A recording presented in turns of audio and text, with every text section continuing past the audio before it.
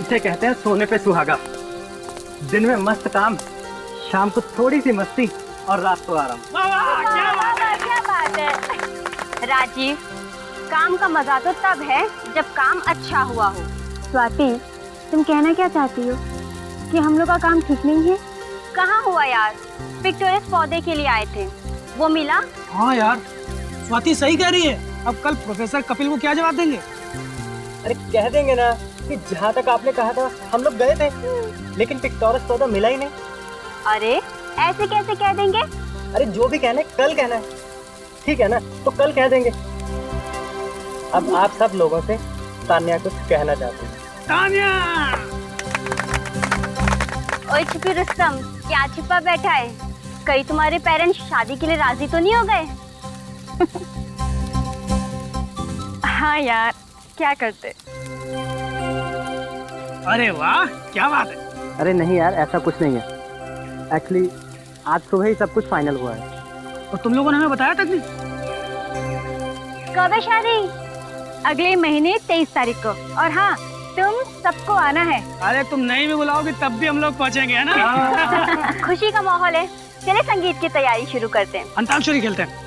एक काम करते हैं, तुम लोग खेलो, तब तक मैं और राजीव थोड़ा घूम के आते। अरे वाह, क्या बात है। अब होने वाले पति पत्नी को थोड़ा सा वक्त अकेले बिताने दो। हाँ हाँ, जाओ जाओ, लेकिन हाँ, ज्यादा दूर पे ना जाना। ओके बाबा, चलो enjoy yourself. Okay, bye bye. Bye bye. Take care. चलिए हम लोग गाना शुरू करते हैं। पता है राजीव, आज मैं बहुत खुश हूँ। मैं भी, जिससे चाहता हूँ उसी से शादी होगी। और पता है, इसका क्रेडिट ऋषभ और स्वाति को जाता है। हाँ, उन दोनों ने कितने पापड़ बेले हैं हमारे पेरेंट्स को मनाने के लिए। ओ,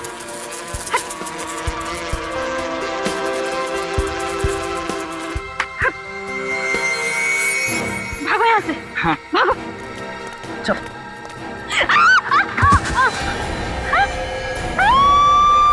अरे ये तो तान्या की सीखने की आवाज है। क्या हुआ? लाश लाश।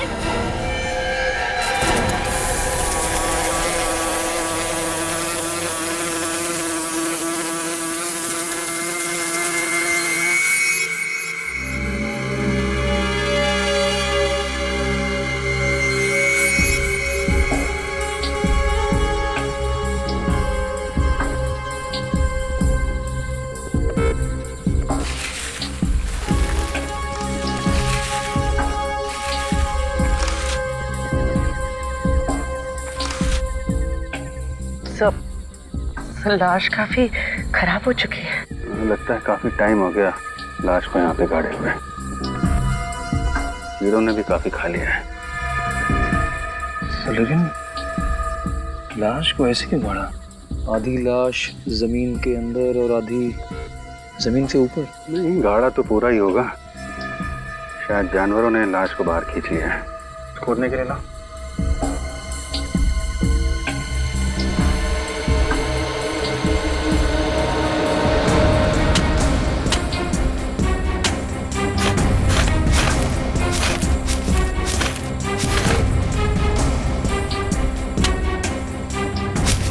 सर, ये तो किसी लड़की की लाश है। हाथ में चूड़ी और गले में मंगलसूत्र है। ये बात पक्की है, चोरी के लिए खून नहीं किया गया है। चेक करो, देखो कुछ और दिखता है क्या।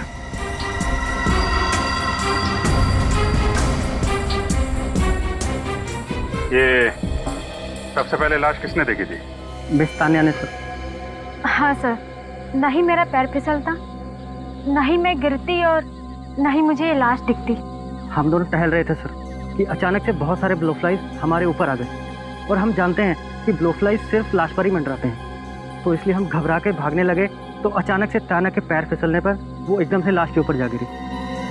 ब्लू फ्लाइज लाश के ऊपर ही मंडराती, आपको कैसे पता चला? सर, हम लोग साइंटिस्ट हैं और एक रेयर प्लांट जिसका नाम पिक्टोरस है, उसे हम लोग ढूंढ रहे थे। इसलिए हम लोग जानते हैं कि ये ब्लू फ्लाइज लाशों पर ही मंडराते हैं। कब से कैंपिंग कर रहे हैं आप लोग यहाँ पे? सर, वैसे हम यहाँ पिछले 4 दिन से कैंपिंग कर रहे हैं। कल रात 2 किलोमीटर दूरी पे थे, आज शाम को ही यहाँ आए हैं। सर, और कुछ भी पता नहीं चला। ठीक है, लाश को फोरेंसिक लैब भेज दो। सर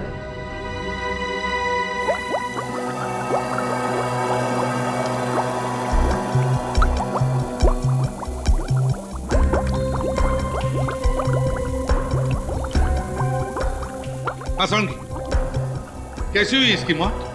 मौत गोली लगने से हुई है बस। ये देखो, ये देखो, इसकी खोपड़ी पर पीछे की तरफ गोली मारी है और गोली बहुत नजदीक से मारी है, जिसकी वजह से इसका सामने का आधा चेहरा भी गायब हो गया। बस गोली मार के ले जाके गाड़ दिया इस बेचारी को जंगल में। मतलब इसकी मौत गोली लगने से ही हुई है? हाँ, शरीर के और कोई सिम्टम्स हैं नहीं बॉस। ना तो जहर के कोई ट्रेसेस हैं, ना ही चोट का कोई और निशान है। इसे इसकी उम्र क्या होगी? बॉस, इसकी हड्डियों का केमिकल एनालिसिस तो बता रहा है कि इसकी उम्र 28 से 30 साल के बीच में होगी। तारिका बना रही है इसका चेहरा, उससे पता चल जाएगा कि मरने से पहले ये कैसी दिखती थी। और इसकी मौत कब हुई होगी? बॉस, लाश को देख के तो लगता नहीं कि इसको मरे हुए ज्यादा दिन हुए होंगे। ज्यादा दिन नहीं हुए होंगे? तो फिर इतनी बॉडी सड़ कैसे गई? बॉस, क्योंकि इस औरत की लाश जंगल में थी, इसलिए मैगेट्स, ये कीड़े जल्दी पैदा हो गए और इन्होंने अपना असर इसके शरीर पे जल्दी कर दिया। लेकिन थोड़ा वक्त दो, ये कीड़े खुद बताएंगे कि आखिर इसकी मौत हुई कब थी। कीड़े? सालू के साथ कीड़ों से कैसे पता चलेगा? सब पता चल जाएगा पेड़ी। सर हाँ तारिका,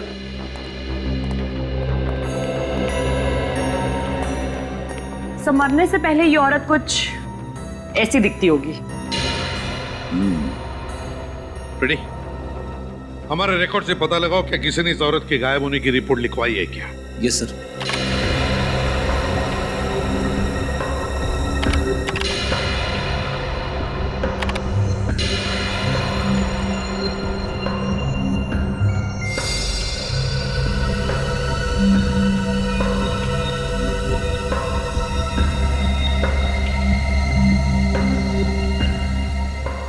सचिन, ये तो अच्छा हो साइंटिस्ट लोग जंगल में कैंपिंग कर रहे थे, नहीं तो लाश वहीं पर पड़े पड़े सड़ जाती और किसी को पता भी नहीं चलता। हाँ सर, ये बात तो है सर। हाँ श्रेया, कुछ पता चला? हाँ सर, पिछले 6 महीनों में 15 औरतों के लापता होने की रिपोर्ट दर्ज कराई गई है। और सर, इनमें से ये औरत का चेहरा सालू के सांप के बने हुए चेहरे से मिलता जुलता है। हाँ, लगता तो बिल्कुल वैसा ही है। और कोई सबूत मिला है? Yes sir. सर, लाश के गले में ये जो हार मिला था, बिल्कुल ऐसा ही हार इस औरत के गले में भी है। हाँ, हार भी वैसा ही है। रिकॉर्ड के मुताबिक इस औरत का नाम निशा है, उम्र 28 साल। निशा? सर, सालू के साहब भी यही कह रहे थे कि उस औरत की उम्र तकरीबन 28 से 30 के आसपास होगी। इसके गायब होने की रिपोर्ट किसने दर्ज करवाई? उसके पति हर्षित ने। पति ने? हर्षित? और सर, ये कंप्लेंट उसने सिर्फ 4 दिन पहले ही दर्ज करवाई है। सिर्फ 4 दिन पहले? सिर्फ 4 दिन पहले? उस औरत का चेहरा देखकर तो लगता है कि उसकी मौत कम से कम 10-12 दिन पहले हुई है। वही तो समझ में नहीं आ रहा है सर, निशा के पति ने उसके गायब होने की कंप्लेंट इतनी लेट क्यों लिखवाई? ये तो अब निशा का पति हर्षित ही बताएगा।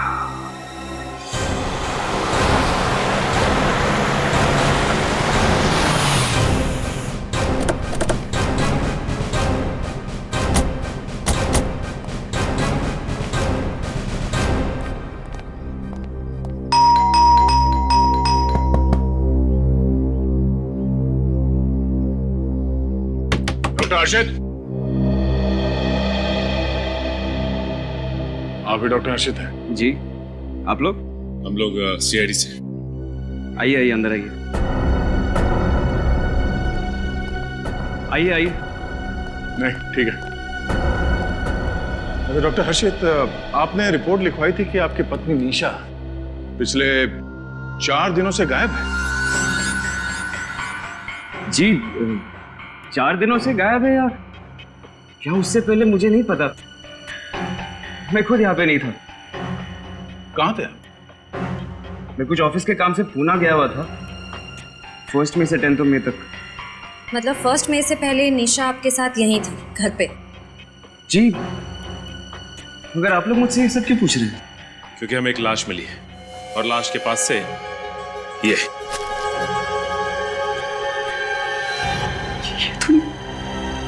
ये तो निशा का है।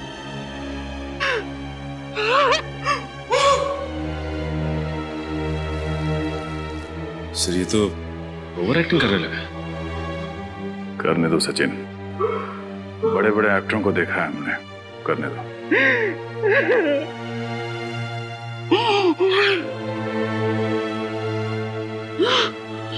सर आप लोगों को निशा की लाश कहाँ मिली सर? यहाँ से कुछ दूर एक जंगल है, वहां से मिली। अच्छा डॉक्टर हर्षित, आपने अपनी पत्नी निशा से आखिरी बार कब बात की थी? सर जिस दिन मैं पूना के लिए निकला था उसी दिन बात हुई थी सर। उसके बाद मेरी बात नहीं हुई उससे। यू को यहाँ मुंबई में अकेले छोड़ दिया और बात करने की कोशिश तक नहीं की आपने? हाँ? कोशिश की थी सर मैंने, लेकिन उसका मोबाइल खराब था सर। अगर उसका मोबाइल खराब था तो लैंडलाइन पे फोन कर लेते। सर लैंडलाइन भी खराब था सर। क्या बात है, मोबाइल भी खराब, लैंडलाइन भी खराब, बड़ा अजीब इत्तेफाक है। दोनों के दोनों फोन खराब सर। ये सब तो एक बहाने हैं डॉक्टर हर्षित। अगर आप चाहते तो किसी तरह से अपनी बीवी से कांटेक्ट करने की कोशिश कर सकते थे। हाँ? सर मैंने कोशिश की थी सर। हमारे नेबर मिसेस डिसूजा को भी बोला था कि चेक करने के लिए सर, लेकिन जब वो यहाँ आए तो निशा ने दरवाजा नहीं खोला सर। और हमारे पास कोई दूसरी चाबी भी नहीं है कि किसी को दे। और सर किसी के पास चाबी नहीं है सर हमारे घर की। हर्षित, हेलो सर, ये तेरा फोन। ठीक, ये कौन है?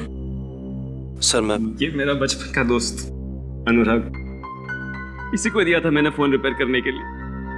पर तू रो क्यों रहा है? सब ठीक तो है? क्या हुआ? निशा। क्या हुआ निशा को? निशा अब इस दुनिया में नहीं रही। क्या? कब, कैसे? उसी बात की तहकीकात चल रही है। अब तो आपको यकीन हो गया ना सर, मैं झूठ नहीं बोल रहा था। डॉक्टर हर्षित, सच और झूठ का तो पता चल ही जाएगा। फिलहाल जब तक इन्वेस्टिगेशन पूरी नहीं हो जाती आप शहर छोड़ के बाहर नहीं जा सकते हैं। श्रेया, निशा के सारे दोस्तों की जानकारी निकालो और उन सबको ब्यूरो बुलाओ। तुम सब निशा के करीबी दोस्त हो, है ना? तो क्या तुम में से कोई जानता है कि निशा की किसी के साथ कोई दुश्मनी थी या फिर कोई निशा से नफरत करता था? निशा बहुत शांत और मिलनसार स्वभाव की लड़की थी। सबकी मदद करती थी। उसका कोई दुश्मन कैसे हो सकता है? आप पिछले कई सालों से निशा को जानते हैं। उसका आज तक कभी किसी से कोई झगड़ा नहीं हुआ था। यहाँ तक कि वो कभी किसी पर गुस्सा भी नहीं करती थी, बुरा भला नहीं बोलती थी। बल्कि जब भी हम लोगों के बीच झगड़े होते थे तो सुलह वही कराती थी। हमें बहुत शौक लगा सर। हमें समझ नहीं आ रहा कि कोई भला निशा का खून कैसे कर सकता है। निशा का पति हर्षित वो तो 1 मई से लेकर 10 मई तक बाहर गांव गया था, मगर तुम लोग तो यहीं पर थे ना। तो क्या तुम में से किसी ने निशा के साथ बात की या फिर उसे मिलने की कोशिश की थी? क्या हुआ? है? तुम लोग चुप क्यों हो? तुम लोग निशा से मिले थे या नहीं? उससे बात की या नहीं? नहीं सर, निशा से बात किए बहुत टाइम हो गया। हम सब तो 15 दिनों के लिए राजस्थान घूमने गए थे। हाँ सर, ये 1 महीने पहले की बात है। और मैंने उसे उस टाइम में फ़ोन करके पूछा भी कि अगर तुम हमारे साथ आना चाहती हो तो, लेकिन उसने मना कर दिया सर। और हमारे वापस आने के बाद मेरी उससे कोई बातचीत नहीं हुई सर। क्यों नहीं बात की?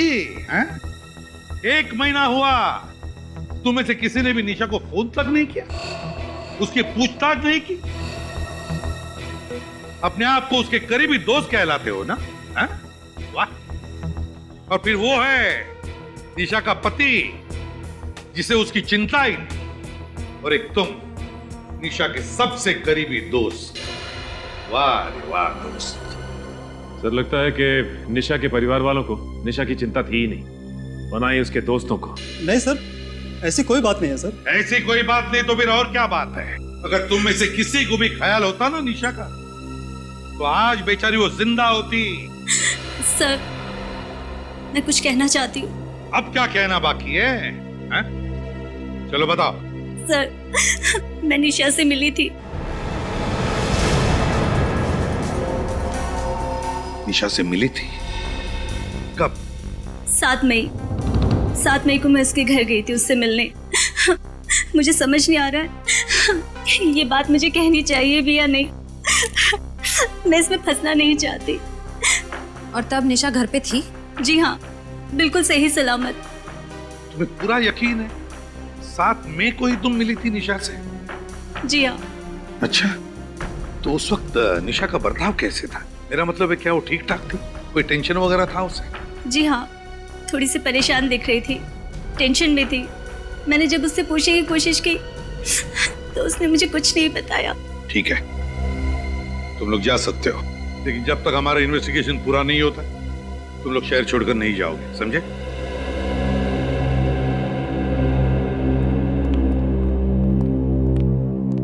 सर, अगर अंजलि 7 मई को निशा से उसके घर पे मिली थी तो इसका मतलब है कुछ तो गड़बड़ है। फिर तो सर निशा का खून हर्षित नहीं कर सकता, क्योंकि 1 मई से लेकर 10 मई तक हर्षित शहर में था ही नहीं सर। ऐसा हर्षित कह रहा है सचिन, हर्षित कह रहा है, लेकिन हमने कहां कंफर्म किया है कि वो 10 दिन के लिए शहर में था भी या नहीं। और फिर अगर वो 10 दिन के लिए बाहर गया भी तो 1 दिन के लिए वापस आकर भी जा सकता है।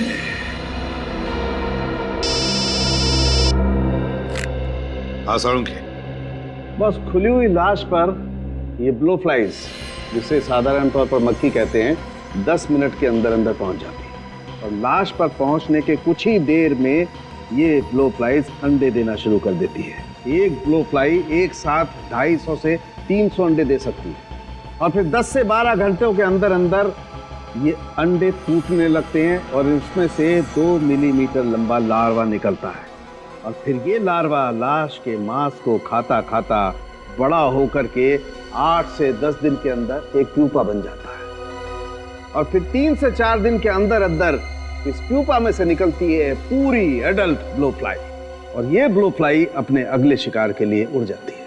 बॉस, अंडे से लेकर के लार्वा होते हुए पूरी मक्खी बनने की इस पूरी साइकिल को कम से कम 13 दिन लगते हैं। और बॉस, मुझे इस लाश पर से एक ब्लो फ्लाई मिली और इसे स्टडी करने के बाद मैं दावे के साथ कह सकता हूं बॉस कि इसकी मौत कम से कम 13 दिन पहले हुई है। इसकी मौत कम से कम 13 दिन पहले हुई है? लेकिन सर, अंजलि तो कह रही थी कि वो 7 तारीख को निशा से मिली थी। हाँ, ये अंजलि झूठ बोल रही है हमसे, झूठ बोल रही है।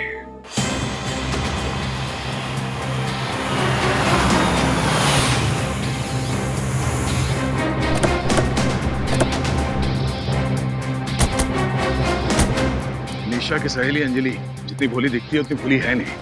पहले तो झूठी कहानी बनाई, अब खुद गायब है। हाँ सर, जरूर इस केस में उसका भी हाथ है, वरना वो हमसे झूठ नहीं बोलती कि 7 मई को वो निशा से मिली थी। सर, यहाँ तो ताला लगा हुआ है। फिर ये डॉक्टर हर्षित भी तो गायब नहीं हो गया?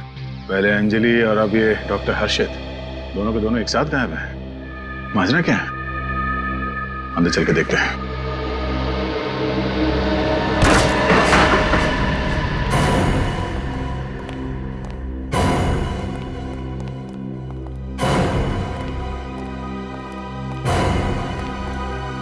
घर का कोना कोना छान मारो।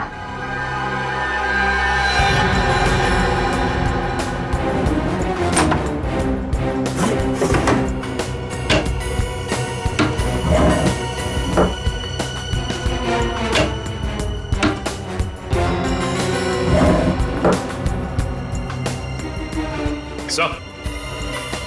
हाँ सचिन। सर हर्षित तो दूर, उसके कपड़े भी नहीं होंगे। हाँ, मतलब हर्षित भाग गया।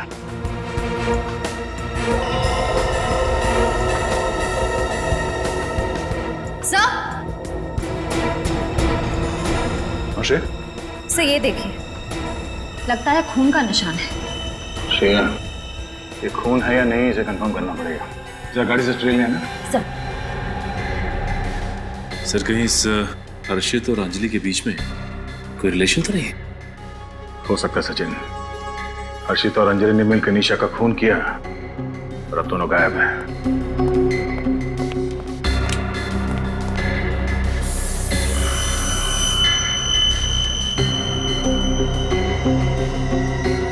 सर ये तो खून ही है।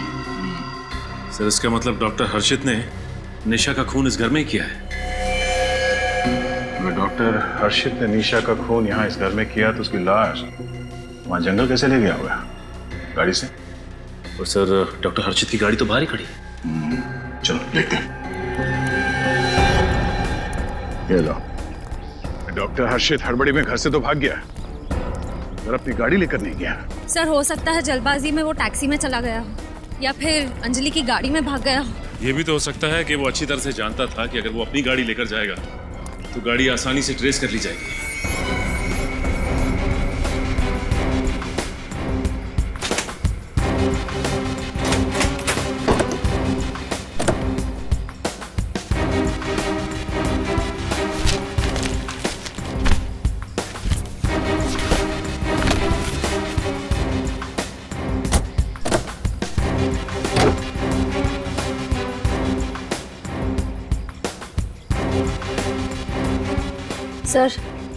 सर एक बात नोट की आपने? फ्लोर मैट्स, सीट्स सब एकदम साफ, जैसे हाल ही में गाड़ी को अंदर से पूरी तरह से धो दिया गया। हाँ, ऐसी क्या चीज थी गाड़ी में जो डॉक्टर हर्षित को ये साफ करनी पड़ी? धूल या कुछ और?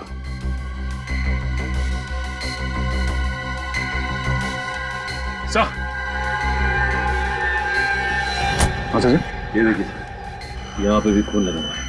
डिक्की के अंदर खून के निशान।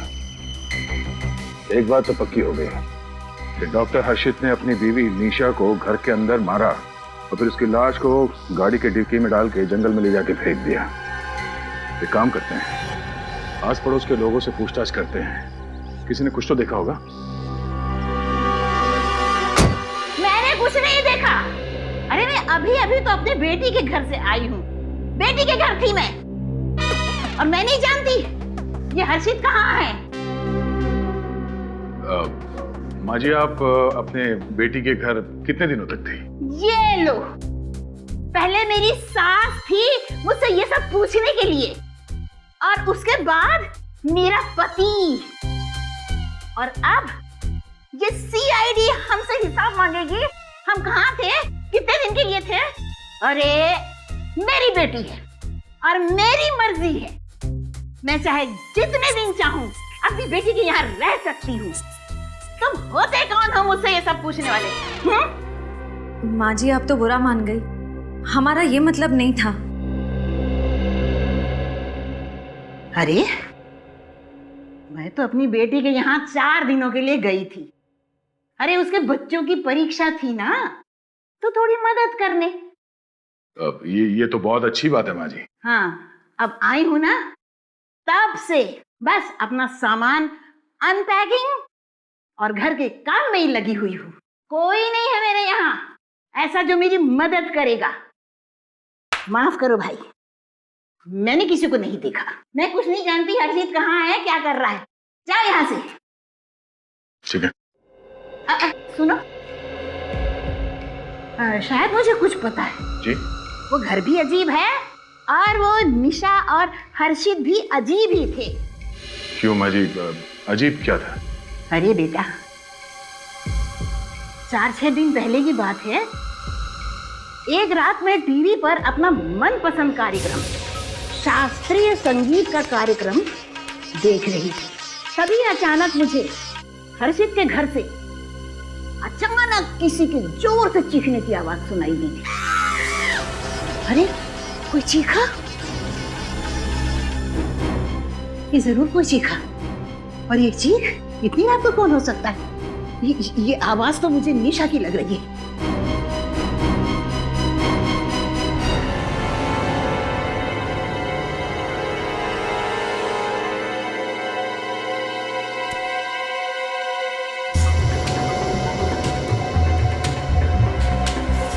अरे इनके घर की तो सारी लाइट्स बंद है और मैंने चीखने की आवाज तो यहीं से सुनी थी और आवाज भी निशा की लग रही थी।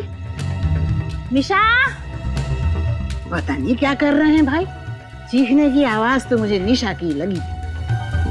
पता करती हूँ भाई, दरवाजा खटखटाती हूँ। निशा, अरे ओ निशा, निशा। हाँ। अरे लगता है सब सो सा गए होंगे या फिर कोई डरावना भूत प्रेत का सीरियल देख रहे होंगे। अरे बाबा, मैं तो ऐसे सीरियल कभी न देखूं। सर ये औरत तो बड़े यकीन के साथ कह रही थी कि 6 दिन पहले रात में जो उसने चीखने की आवाज सुनी वो निशा की थी, और चीख सुनने के 20-25 मिनट बाद उन्होंने किसी गाड़ी की आवाज सुनी। इसका मतलब है कि डॉक्टर हर्षित ने लाश को अपनी गाड़ी में डाला और ले आके जंगल में फेंक दिया। ये सब मुमकिन है, मगर डॉक्टर सालुंके के हिसाब से निशा की मौत 12 दिन पहले हुई थी और इस औरत ने निशा को 6 दिन पहले 6 मई को उसके चीखने की आवाज सुनी। ये कैसे हो सकता है? डॉक्टर सालुंके भी गलत तो नहीं हो सकते।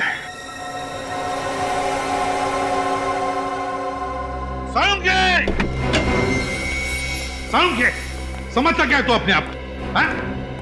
समझता क्या है? क्या हुआ है? तो चिल्ला क्यों रहे हो? चिल्लाओ नहीं तो क्या तारीफ करूं तेरी? तेरी वजह से पता कितनी गड़बड़ हो गई। क्या बात है यार, साफ साफ तो बोलो। तो फिर साफ साफ सुन ले, दिमाग खराब हो गया तेरा।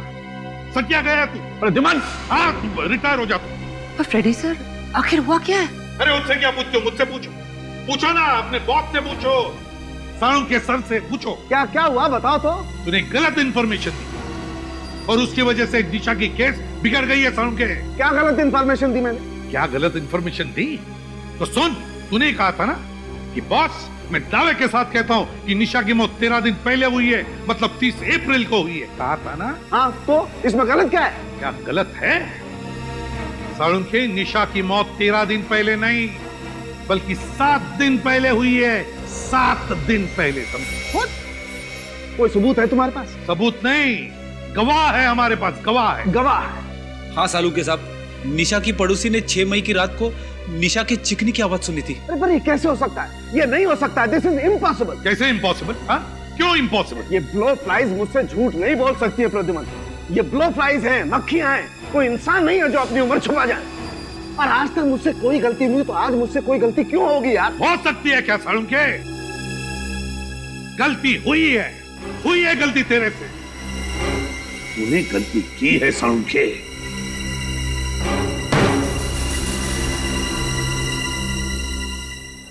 जी कहिए। क्या 1 मई से 10 मई तक डॉक्टर हर्षित आपके होटल में ठहरे हुए थे? क्या नाम बताया आपने? डॉक्टर हर्षित।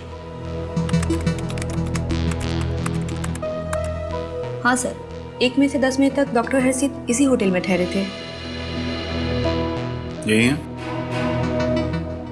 सर ये डॉक्टर हर्षित है या नहीं ये नहीं बता सकती, पर कुछ दिन पहले इन्हें होटल में देखा जरूर था। सर यही है डॉक्टर हर्षित। तो पक्का मालूम? हाँ सर, जब भी ये पुणे आते हैं हमारे ही होटल में ठहरते हैं। सर ये देखिए सर, ये क्या है? 6 मई सुबह 10:32 से 7 मई रात 8:45 तक डॉक्टर हर्षित ने डू नॉट डिस्टर्ब का इंस्ट्रक्शन दे रखा। लेकिन 2 दिन तक डॉक्टर हर्षित अपने कमरे में कर क्या रहे थे? सर अपने कमरे में तो क्या, होटल में भी नहीं थे। होटल में ही नहीं थे? जी सर। कहाँ गए थे? अब ये तो मुझे पता नहीं सर, पर वो बहुत जल्दी में कहीं जा रहे थे और फोन पर किसी से गुस्से में बात करते हुए जा रहे थे। अच्छा, डॉक्टर हर्षित यहाँ अपनी गाड़ी से आए थे या? नहीं सर, टैक्सी से आए थे। Thank you. एक बात तो साफ है, डॉक्टर हर्षित 6 मई को पुणे से मुंबई गया, निशा का खून किया, सारे सबूत मिटाए और 7 मई को वापस पुणे आ गया। हो सकता है निखिल, लेकिन इस बात का हमारे पास कोई सबूत नहीं है कि डॉक्टर हर्षित यहाँ से मुंबई ही गए थे। तो अब पता कैसे चलेगा सर? वो अपनी गाड़ी तो लाए नहीं थे, तो जहां भी गए होंगे टैक्सी से ही गए होंगे। एक काम करते हैं, टैक्सी स्टैंड से चल के पता लगाते हैं।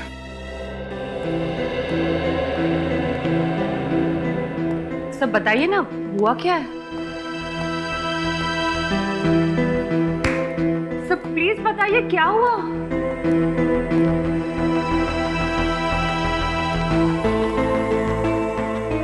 सब गड़बड़ हो गया तारिका। वो प्रद्युम्न से था, मैं गलत था। क्या? ये मैगट्स गलत थे। क्या कह रहे हैं आप सर? आसान की क्यों बुलाया? बस दरअसल तुम ठीक थे, लेकिन मैं भी गलत नहीं था। क्या मतलब? पूरी बात सुन लो। बॉस, मैं जिन कीड़ों को टेस्ट कर रहा था वो कीड़े नकली थे। क्या मैगट्स नकली थे? हाँ। ये कैसे हो सकता है?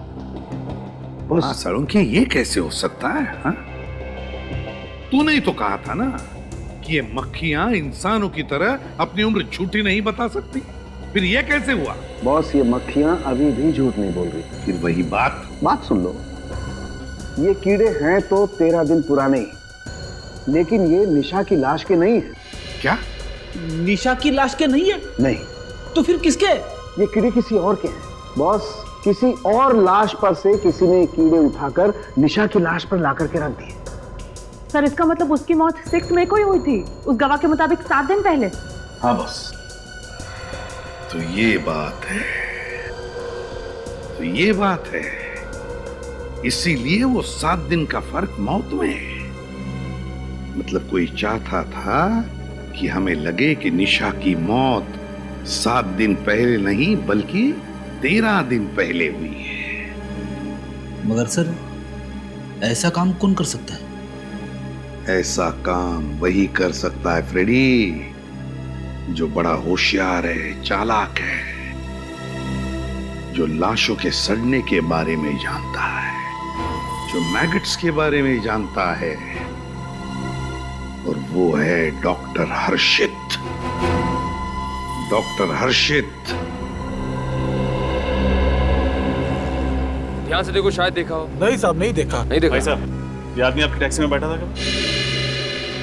हाँ साहब, कुछ दिन पहले ये साहब हमारी टैक्सी में सफर किए थे। बहुत जल्दी में थे, मुझे अच्छे से याद है। इतने अच्छे से कैसे याद है तुम्हें? क्योंकि साहब वो जबरदस्ती बिना बता मेरी टैक्सी में घुस गए थे। बहुत जल्दी में थे। कहाँ लेके गए थे इन्हें? साहब महाबलेश्वर। महाबलेश्वर? हाँ साहब, बहुत गुस्से में थे और हड़बड़ाए हुए थे। बोले जल्दी से महाबलेश्वर चलो। महाबलेश्वर जाने की ऐसी क्या जल्दी थी डॉक्टर हर्षित को? साहब, अपुन को महाबलेश्वर नहीं जाना था। अपुन की गाड़ी तो पंचगनी तक जाती है, लेकिन वो बहुत जबरदस्ती की है और अपुन को एक्स्ट्रा पैसा देने का वादा किया तो अपुन राजी हो गया। सर, डॉक्टर हर्षित पुणे से मुंबई नहीं बल्कि महाबलेश्वर गए थे। अच्छा, तुम्हें याद है महाबलेश्वर में तुमने इन्हें कहाँ छोड़ा था? रास्ते का नाम, होटल? हाँ साहब, टैक्सी में ये लगातार किसी से फोन पे बात कर रहे थे और महाबलेश्वर के होटल के बारे में कुछ बोल रहे थे। कौन सा होटल? साहब, होटल गैलेक्सी स्टार। लेकिन जैसे हम वहाँ पहुंचे तो उन्होंने मुझे 500 के 3 नोट दिए और छुट्टा भी वापस नहीं लिया और बहुत जल्दी में अंदर घुस गए। सर, पुणे के होटल स्टाफ ने भी यही कहा था कि फोन पे बातें करते करते जल्दबाजी में निकल गए। टैक्सी के अंदर भी फोन पे लगातार बात कर रहे थे किसी से। आखिर वो बात किससे कर रहे थे? ये तो महाबलेश्वर जाके ही पता चलेगा। Hotel Galaxy star. आप चिंता मत कीजिए सर, आप आइए और बस पार्टी के मजे लीजिए। बाकी सब हम लोग मैनेज कर लेंगे। Okay, thank you. Welcome sir. बताइए मैं आपके लिए क्या कर सकता हूँ? CID? मैं आपके लिए क्या कर सकता हूँ सर? आप बस जवाब दीजिए, बाकी हम संभाल लेंगे। कोई सीरियस बात है सर? सीरियस ही समझिए। हम लोग एक ऐसे आदमी के बारे में पूछताछ करने आए जो 6 मई को आपके होटल में आया था। सर, यहाँ तो रोज बहुत सारे गेस्ट आते हैं। आप किसकी बात कर रहे हैं? हम इनकी बात कर रहे हैं।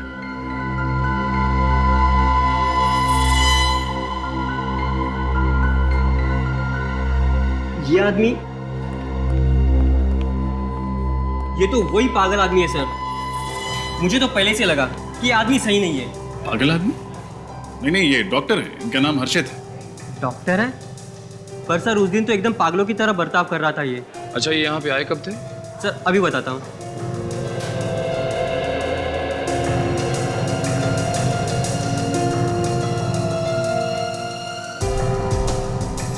छह मई को आए थे सर, और एकदम से हड़बड़ाए हुए से आए थे और सीधे रिसेप्शन पे आके पूछने लगे कि मेरी पत्नी कहाँ है, मेरी पत्नी कहाँ है। पत्नी? उनकी पत्नी यहीं ठहरी हुई थी? नहीं सर, लेकिन वो बोल रहे थे कि उनकी पत्नी निशा मुसीबत में है, उसकी जान को खतरा है, और हमने उन्हें फ़ोन करके यहाँ महाबलेश्वर बुलाया। क्या? हाँ सर, वो बोल रहे थे कि होटल गैलेक्सी स्टार के मैनेजर ने उन्हें फ़ोन करके यहाँ बुलाया था। कौन है मैनेजर? सर मैनेजर तो मैं ही हूँ, पर मैंने कोई फ़ोन नहीं किया था, और निशा नाम की कोई औरत भी यहाँ पर नहीं ठहरी थी। तो फिर वो ये सब कैसे कह रहे थे? हाँ सर, बोल रहे थे कि उनकी पत्नी ने यहाँ किसी आदमी से झगड़ा मोल लिया है, बहुत कहा सुनी हुई है, और मैंने उन्हें फ़ोन करके यहाँ बुला लिया और कहा कि वो अपनी पत्नी को बचा लें। उसके बाद क्या हुआ? बस सर, हमने उन्हें बहुत समझाया कि हमने कोई फ़ोन नहीं किया। बस सर, उसके बाद उसका फ़ोन आया और वो बात करते हुए चले गए। अच्छा, वो किससे बात कर रहे थे, कुछ सुना आपने, या किस चीज़ के बारे में बात कर रहे थे? नहीं सर, हमने तो बस चैन की सांस ली कि वो यहाँ से चले गए। ठीक है निखिल, अगर 6 मई को डॉक्टर हर्षित यहाँ महाबलेश्वर में थे, तो फिर 6 मई को मुंबई में निशा का खून किसने किया? बड़ा चालाक है ये खूनी। प्लानिंग करके पहले उसने निशा का खून किया और फिर खून के इल्जाम में फंसा दिया हर्षित को। हाँ सर, खूनी ने काफी मेहनत की है ये साबित करने की कि खून 10 से 12 दिन पहले हुआ है, यानी कि अप्रैल 28 से 30 के बीच। लेकिन सर खूनी ये क्यों साबित करना चाह रहा था कि निशा का खून 28 से 30 अप्रैल के बीच ही हुआ है? क्योंकि श्रेया उन दिनों में हर्षित शहर में ही था, शहर में, और खूनी चाहता था कि हम हर्षित पर शक करें। लेकिन सर हमें यह तो पता चल ही चुका है कि खून 5 से 6 दिन पहले हुआ है, लेकिन इसी दौरान खूनी ने हर्षित को पुणे से महाबलेश्वर क्यों बुलाया? क्यों? वो इसलिए सचिन कि उसने सोचा होगा कि अगर हमें पता भी चल जाए कि खून 10-12 दिन पहले नहीं बल्कि 5-6 दिन पहले हुआ है, तब भी हम शक करेंगे हर्षित पर ही। वो कैसे सर? श्रेया, खूनी ने पहले निशा का खून किया और फिर उसी दिन वो महाबलेश्वर चला गया, और फिर महाबलेश्वर से उसने फोन किया पुणे में हर्षित को और उसे बुला लिया महाबलेश्वर। और खूनी अच्छी तरह से जानता था कि हम लोग पुणे के होटल में जाकर पूछताछ जरूर करेंगे, और हमें यह पता चल जाएगा कि उसी दौरान हर्षित होटल से 1-2 दिन के लिए गायब, और हमारा शक और भी पक्का हो जाएगा। लेकिन सर खूनी घर के अंदर घुसा कैसे होगा? खिड़कियां दरवाजे सब सही सलामत था, बिल्कुल भी तोड़फोड़ नहीं की गई थी। सर ये भी तो हो सकता है कि खूनी निशा को अच्छी तरह से जानता हो और इसीलिए उसके घर में आसानी से घुसा, निशा का खून किया और उसके बाद गाड़ी की चाबी ली, लाश को गाड़ी में डाला और जंगल निकल गया। हो सकता है सर, ये भी हो सकता है कि खूनी ने गाड़ी और घर दोनों की डुप्लीकेट चाबियां बना ली। ये भी हो सकता है इस निशा के घर के आसपास जो भी चाबी बनाने वाला है उसे जरूर याद होगा कि किसने उससे घर की चाबी और गाड़ी की चाबी एक साथ बना के ली थी। और इस हर्षित के मोबाइल फोन रिकॉर्ड चेक करो, पता चल जाएगा किसने उसे पुणे में फोन किया था महाबलेश्वर बुलाने के लिए। बोलो साहब, कौन से ताले की चाबी बनानी है? तुमने कौन से ताले की चाबी बनाई थी वो जानना है। क्या साहब, क्या बात कर रहे हैं? मैं कुछ समझा नहीं। समझ जाओ, हम सीआईडी से। सीआईडी? मैंने कुछ नहीं किया साहब। अरे मैंने कब कहा कि आपने कुछ किया है? हो सकता है किसी ने आपसे कुछ करवाया हो। अच्छी तरह से याद करके बताना। कोई आदमी आया था तुम्हारे पास 2-2 डुप्लीकेट चाबियां बनवाने, एक अपने घर के लिए एक अपनी गाड़ी के लिए? याद है ना साहब, एक साहब आया था 8 या 9 दिन पहले, उसके घर की चाबी खो गई थी तो बोला चाबी बनानी है। हम बोले ठीक है बना देंगे, अपना तो काम ही है चाबी बनाना, लेकिन जब तक उससे घर का दरवाजा नहीं देखेंगे तब तक चाबी कैसे बनाएंगे? फिर उसने क्या कहा? पहले तो कुछ नहीं बोला, उसका मुंह तो एकदम छोटे एक लीवर के ताले के माफिक हो गया। फिर कुछ सोच के बोला कि ठीक है चलो। यानी कि तुम उसके घर गए थे? घर के बाहर तक गया था, उसके दरवाजे का लॉक देख के बोला कि आधे घंटे में बना देगा। फिर उसने अपनी गाड़ी दिखाई, बोले इसकी भी चाबी बना डालो, सेफ्टी के लिए एक चाबी और चाहिए। अपन ने बोला ठीक है बना देता हूँ, इसमें कौन सी बड़ी बात है। उसका घर कहाँ है? बस आगे से राइट में सेकंड गली में सेकंड घर। सर ये तो डॉक्टर हर्षित के घर की तरफ इशारा कर रहा है। क्या वो आदमी यही था? नहीं साहब, ये नहीं था। तुम्हें उस आदमी की शक्ल याद है ना? याद है ना साहब, ऐसे कस्टमर को कौन भूलेगा। अरे मुंह मांगा पैसा दिया था, डबल पेमेंट दिया था, डबल। निखिल इसको ब्यूरो लेके जा और स्केच आर्टिस्ट के साथ बैठा। पता तो चले कि वो आदमी था कौन। देखो, जिसने भी तुमसे चाबी बनवाई ना, उसके चेहरे की एक एक बारीकी बताओ हमारे आर्टिस्ट को, समझे? भूल मत करना। हाँ श्रेया, नंबर के बारे में क्या पता चला? सर अभी तक तो कुछ पता नहीं चल पाया, कोशिश जारी है सर। जल्दी करो श्रेया, हमारे पास वक्त बहुत कम है। Yes sir. सर एक बात समझ में नहीं आ रही है कि खूनी ने हर्षित को महाबलेश्वर क्यों बुलाया? मुंबई भी तो बुला सकता था। ये गलतियों कभी नहीं करता। अगर हर्षित मुंबई आता तो उसे पुणे के होटल में से चेकआउट करना पड़ता, और मुंबई आते उसे पता चल जाता कि निशा गायब है, तो जाकर पुलिस में दर्ज करता रिपोर्ट। समझ में नहीं आ रहा कि ये खूनी चाहता क्या था सर? खूनी चाहता था एक तीर में दो शिकार। मतलब निशा का खून और हर्षित को सजा? दोनों का दुश्मन था एक खूनी। सब पता चल गया। 5 तारीख को हर्षित को इस नंबर से फोन किया गया था। कहाँ का नंबर है ये? सर महाबलेश्वर के किसी एसटीडी बूथ का नंबर है ये। महाबलेश्वर के किसी एसटीडी बूथ का नंबर? सर ये खूनी हर कदम सोच समझ कर उठा रहा है। हाँ, बड़ा चालाक समझता है अपने आप को, लेकिन उसे मालूम नहीं सीआईडी वालों से पंगा लिया है उसने। सर स्केच रेडी है।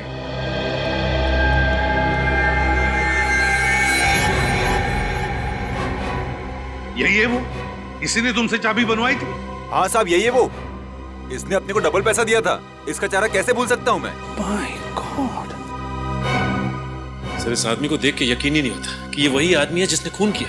हाँ, पहले निशा का खून किया और फिर अपने आप को बचाने के लिए इसने हर्षित को भी गायब कर दिया है। मार भी सकता है ये हर्षित को।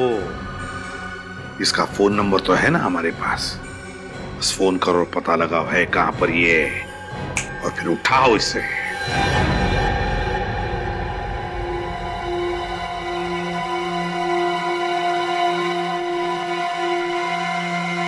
हर्षद, कैसा लग रहा है? डर लग रहा है? हाँ? छोड़ दो मुझे। क्या बिगाड़ा है मैंने तुम्हारा? छोड़ दो मुझे। क्या बिगाड़ा है? हाँ? इतनी जल्दी भूल गया तू? याद कर 6 साल पहले की वो शाम, जब उस जुर्म के लिए तूने मुझे जेल भिजवाया था। वो जुर्म जो मैंने कभी किया ही नहीं था। मुझे लगा तुम उस बात को भूल चुके हो। हर्षित, ऐसी बात को कोई कैसे भूल सकता है? कैसे भूल सकता है? मैं तुझे कभी माफ नहीं कर सकता। वो 6 साल जेल में मैंने कैसे काटे हैं मुझे पता है। वो पल पल की घुटन मैंने सही है, तेरी सजा मैंने काटी है। और तू कह रहा माफ कर दूं? नहीं, बिल्कुल नहीं। तुझे तेरे किए की सजा जरूर मिलेगी, और वो सजा मैं दूंगा तुझे। मैं। क्या करोगे तुम? इतनी जल्दी क्यों है? हाँ, अभी बताता हूं।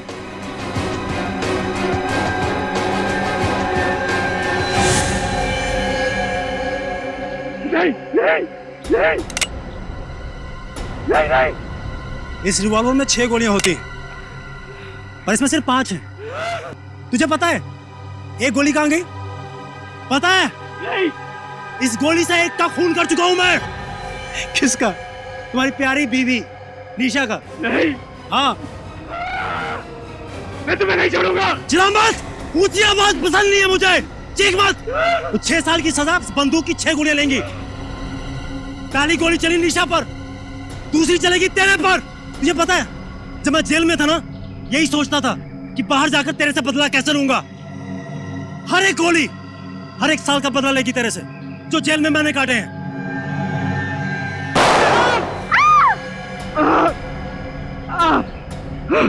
दर्द हुआ? हाँ?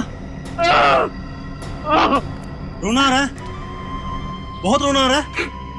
मुझे भी आया था। कर दो मुझे, माफ कर दो मुझे। मैं तुझे माफ नहीं कर सकता हर्षित, नहीं कर सकता। तेरी वजह से मेरी मंगेतर ने सगाई तोड़ दी, फिर मेरा संसार कभी नहीं बन पाया। लेकिन तू तो डॉक्टर बन गया ना, शादी कर ली, संसार बना लिया। मेरा क्या? मेरी पूरी जिंदगी, मेरा करियर बर्बाद हो गया। जिंदगी भर के लिए मेरे पे ठप्पा लग गया है, एक खूनी का, एक क्रिमिनल का। और तू कह रहा माफ कर दूं तेरे को मैं? नहीं, नहीं।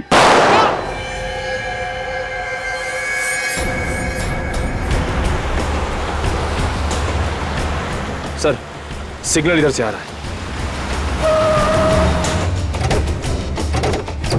किधर है? देखिए सर, इधर। मैं जेल में सड़ता रहा, जिंदगी को कोसता रहा तेरी वजह से। सर ये तो वही जंगल है जहाँ खूनी ने निशा की लाश को गाड़ा था। इस सदमे में मेरी माँ गुजर गई तेरी वजह से। कहीं खूनी ने हर्षित को भी तो नहीं मार दिया? शायद अभी नहीं, मार दिया होता तो खूनी भाग जाता। सिग्नल यही है, मतलब है यहीं कहीं। सर सिग्नल इधर से आ रहा है। मैं अनाथ हो गया, अकेला हो गया, बदनाम हो गया मैं तेरी वजह से।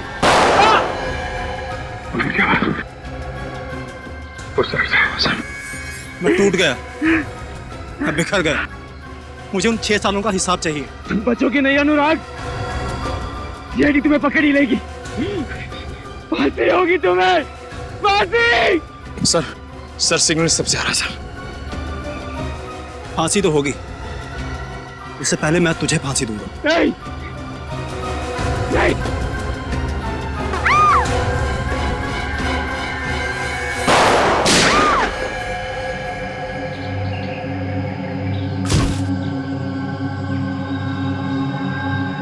हर्षित को हॉस्पिटल लेके जाओ जल्दी।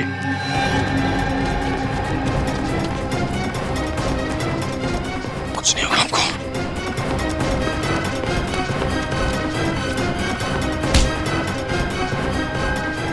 अभी भी भाग रहा है?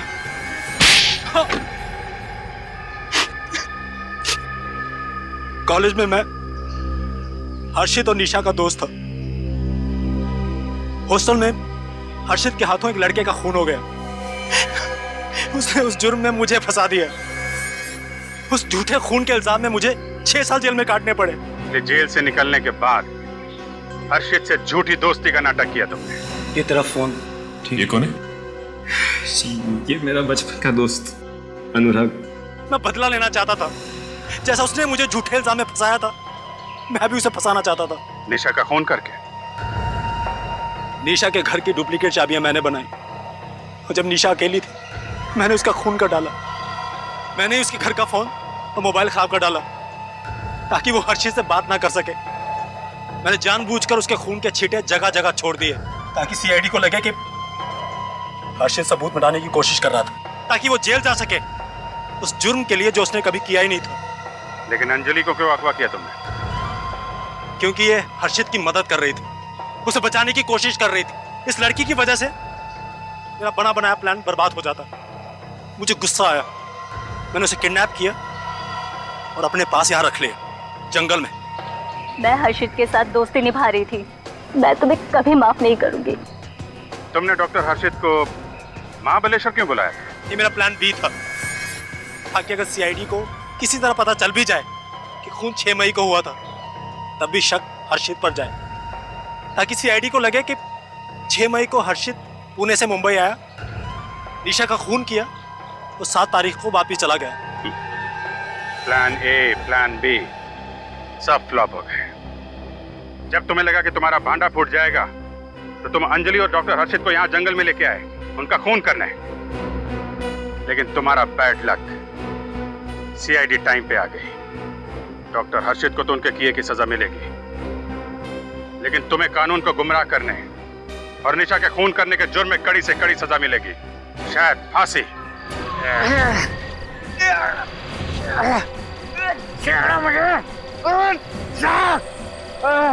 क्यों पकड़ रखा हो ये छोड़?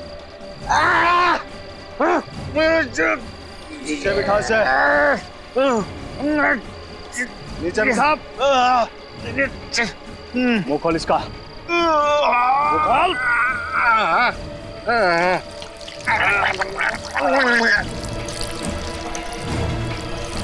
देख लिया ना उससे पंगा लेने का अंजाम, उससे पंगा लेगा।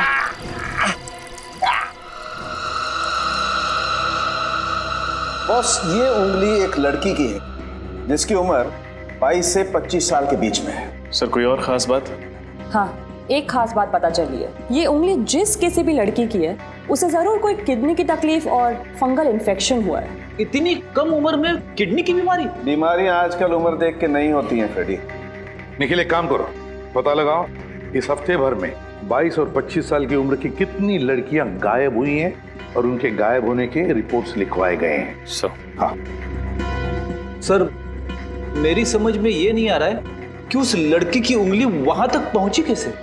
मच्छी ले लो, मच्छी, ताजी ताजी मच्छी, पापलेट, सुरमई, झींगा, मच्छी ले लो, ताजी ताजी मच्छी, मच्छी ले लो, मच्छी, ताजी ताजी मच्छी। मच्छी ताजी है ना? एकदम ताजी। दो हाथ ले चढ़ो। बांगड़ा कोनी। पापलेट कैसा दिया है? 806। भाई 800 कुछ है? अरे पापलेट बेच रही या सोना? अरे क्या साहिब, मैं मजाक करते हैं। सोना किधर 800 में मिलेगा? एकदम सही भाव है। ये 500 रख और सारी पापलेटें बांध दे। नहीं नहीं साहिब, मेरा आदमी बहुत मेहनत करके मच्छी पकड़ के लाता है, ये भाव नहीं परवड़ेगा। ठीक है, ये 100 और 600 रख। चल ना आपका ना मेरा, 750 लूंगी। बोलो, बांधू मच्छी? 600 अपना आखिरी ऑफर है, वरना बाजार में और भी बहुत अच्छी जगह अच्छी मच्छी मिलती है। हाँ साहिब, आप उधर से ही लो, आपका भी भला होएगा, उनका भी भला होएगा। दो हाथ दो जरा। ये तो अजीब मुसीबत है। मच्छी ले लो, मच्छी, अजीब मच्छी वाली है तो। ताजी ताजी मच्छी। अरे वो मच्छी वाली, झींगा है क्या? है भाभी, आइए।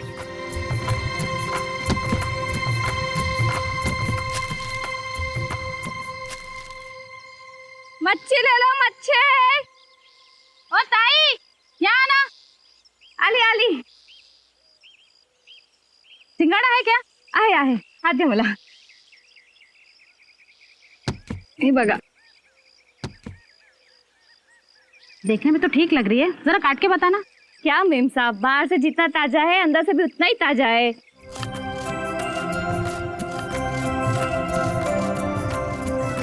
ये देखो। ये क्या है? भाई! क्या मतलब? कुछ नहीं मालूम। ये मछलियाँ तुम ही लाई थी ना? जी साहब, 5 साल से मच्छियाँ बेच रही हूँ, पर आज तक ऐसा कभी नहीं हुआ साहब। ये मछलियाँ तुम्हारा पति पकड़ता होगा? जी, पर वो तो बहुत सीधा आदमी है, उसने कोई गड़बड़ नहीं की। तो फिर ये मच्छी कहाँ से पकड़ के लाया? वो तो नहीं मालूम, वो ही बता सकता है। बुला उसे। कि वो मच्छियाँ पकड़ने गया है, शाम तक लौटेगा। बाकी की मच्छियों में तो ऐसा कुछ भी नहीं है। एक काम करो, ये कार्ड रखो, तो बोलो CID ब्यूरो आके मिलो। जी साहब।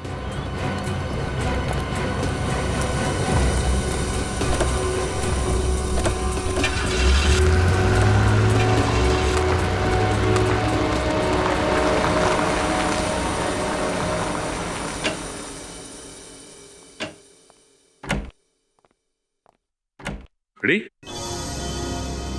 इतना परेशान क्यों लग रहे हो? कुछ नहीं सर। कुछ नहीं मतलब? कुछ बात तो जरूर है।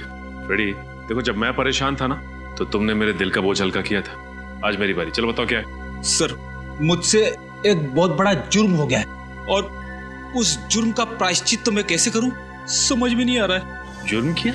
कैसा जुर्म? कैसे बताऊं सर, बताते हुए भी शर्म आ रही है, खुद पे गुस्सा आ रहा है। मैं इतना बड़ा गुनाह कैसे कर सकता हूँ? अरे ऐसा क्या गुनाह किया है? चलो अब मुझे बताओ प्लीज। एक शर्त पे बताऊंगा। ठीक है, क्या शर्त है बोलो? किसी को बताओगे तो नहीं? अरे फ्रेडी, मैं किसी से कुछ नहीं कहूंगा। देखो, तुमने मेरी बात अपने तक रखी थी, तुम्हारी बात भी मैं अपने तक रखूंगा। चलो बोलो। कान में बताऊंगा। ठीक है।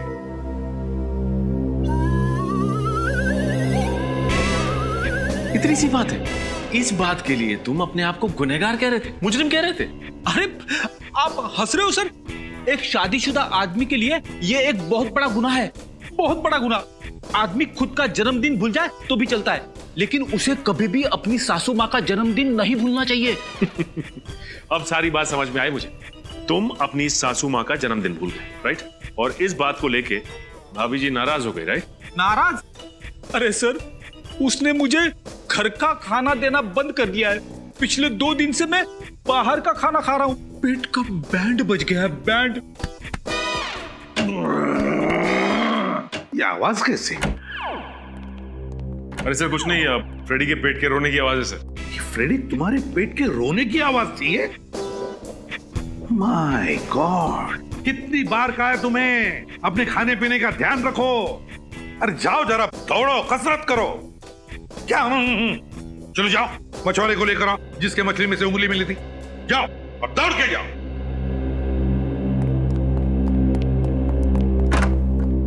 मिसिंग पर्सन ब्यूरो से क्या पता चला?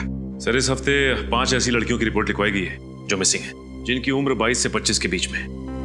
5 लड़कियां हैं 22 और 25 साल की उम्र की।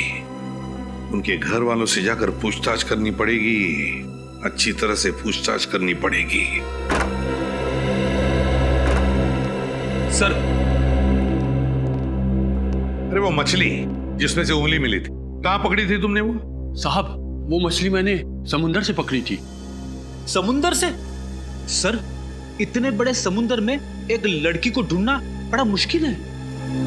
वही तो, अगर एक बार पता चल जाए ना कि वो उंगली है किस लड़की की, तो सारा राज धीरे धीरे खुल जाएगा। वही तो राज है उस उंगली के पीछे। पर क्या, और है किसकी वो उंगली? क्या है ये राज?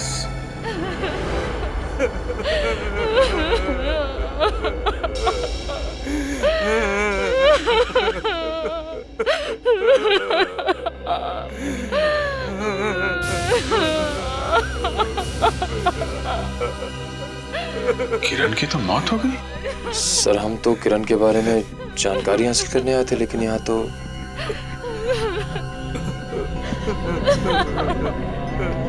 जी आप माफ कीजिएगा, आप किरण के पिताजी? हाँ जी, मैं ही हूँ, किरण का भागा पिता। देखिए, मैं जानता हूँ ये वक्त गलत है, पर हमें किरण के बारे में आपसे कुछ सवाल पूछने थे। क्या आप पुलिस वाले?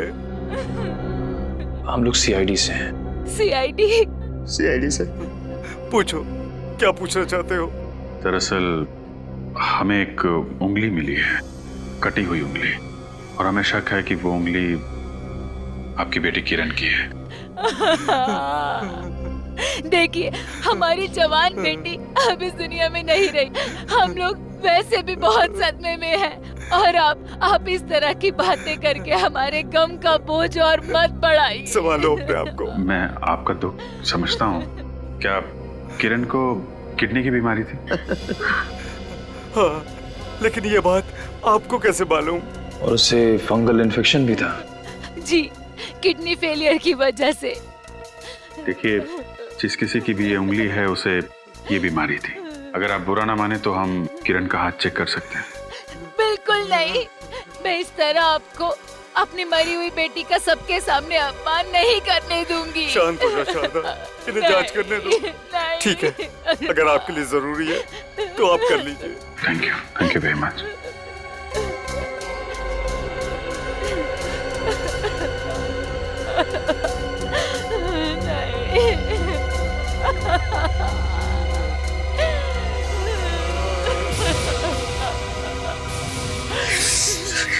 सर, इसकी उंगलियां तो ठीक हैं मगर नाखून नहीं है। हाँ सर। किरण तो लापता थी, फिर ये आपको कब मिली? कल ही मिली हमें इसकी लाश, आरके हॉस्पिटल के मॉर्ग रूम से। Morgue room? जी हाँ।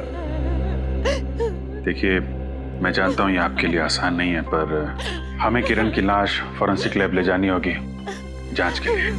बिल्कुल नहीं, शांत हो जाओ। आप ऐसा नहीं कर सकते। शारदा, शांत हो जाओ। किरण की लाश को फॉरेंसिक लैब भेजने का इंतजाम करो। आसान की ये उंगली किरण की नहीं है ना? हाँ बस, ये उंगली किरण की नहीं है। तो फिर किसकी है सर? ये उंगली किसी 50 से 55 साल के बुजुर्ग की है। लेकिन सर, आप ही ने तो कहा था कि ये उंगली किसी लड़की की है। हाँ कहा था, लेकिन उस वक्त मैंने सिर्फ नाखून के बलबूते पर कहा था। मगर सर, यार गलती हो गई, मानते हैं हमसे गलती हो गई, हम भी इंसान है बॉस। हाँ हाँ सारंखे यार, मगर प्रॉब्लम ये है कि किरण के घर वाले उसका अंतिम संस्कार करने के लिए ले जाने वाले थे बॉडी। बहुत तकलीफ हुई थी अभिजीत और निखिल को जब वो वहां पहुंचे थे। I am sorry boss, really very sorry. लेकिन अब मैं कंफर्म हूँ, ये उंगली किसी 50 से 55 साल के बुजुर्ग की है और उसे ब्लड कैंसर था। Blood cancer? हाँ सर, और उनको मरे हुए 4-5 दिन हो चुके होंगे। कुछ और पता चला? हाँ, ये देखो बस, ये उंगली बहुत बुरी तरह से कुचल गई है किसी भी वजह से। किसी एक्सीडेंट की वजह से? हाँ, हो सकता है। लेकिन एक काम करो, किरण की बॉडी उसके घर वालों को सौंप दो और उनसे कहो कि हमसे गलती हो गई और हम माफी चाहते हैं। रजत, पता लगाना पड़ेगा किसी ऐसे आदमी का जिसकी उम्र 50-55 की है और जिसे ब्लड कैंसर है और जिसकी उंगली बुरी तरह से कुचल गई है एक्सीडेंट में। देखते हैं इस हॉस्पिटल से क्या पता चलता है। एक्सक्यूज मी, हम लोग सीआईडी से आपसे कुछ पूछताछ करनी है। सीआईडी? क्या बात है सर, किसी का खून हो गया क्या?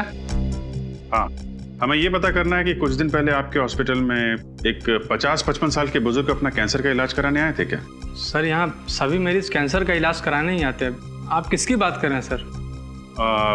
उन्हें ब्लड कैंसर था और एक हादसे में उनके हाथ का आगे का हिस्सा खराब हो गया था, इसीलिए उन्होंने ऑपरेशन भी कराया था उसका। अरे बाप रे, जिस इंसान को कैंसर था उसके साथ ही हादसा भी हो गया।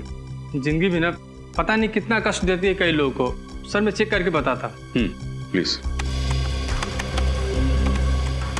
हाँ सर, आप ठीक कर रहे हैं। ऐसे ही एक बुजुर्ग की डिटेल है यहाँ पे। अच्छा, नाम क्या उनका? सर इनका नाम पुनीत नाम है सर इनका। एड्रेस क्या?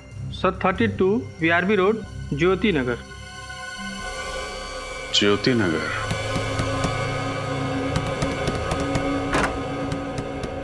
जी कहिए। सीआईडी। सीआईडी? आप लोग मेरे पापा के सिलसिले में बात करने आए हैं ना? क्या वो मिल गए? जी नहीं, दरअसल बात थोड़ी सीरियस है। सीरियस?